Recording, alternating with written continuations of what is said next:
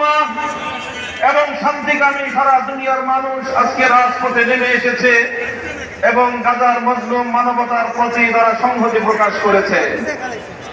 দ্বিতীয় যে জনপদ আজকে বিশ্ব মুসলমানদের কাছে আলোচিত, তাদের হৃদয়ের আবেগ কেড়ে নিয়েছে, সেই জনপদের নাম হলো 40 কোটি নির্যাতিত মুসলমানদের জনপদ ভারত।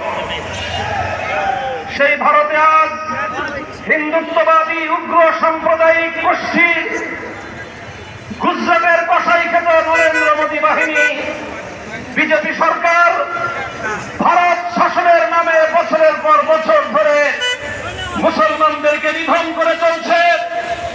ভারতকে মুসলিম শূন্য করার এক গভীর ষড়যন্ত্র নিয়ে একের পর এক আইন তারা তৈরি করে যাচ্ছে এবং প্রয়োগ করে যাচ্ছে।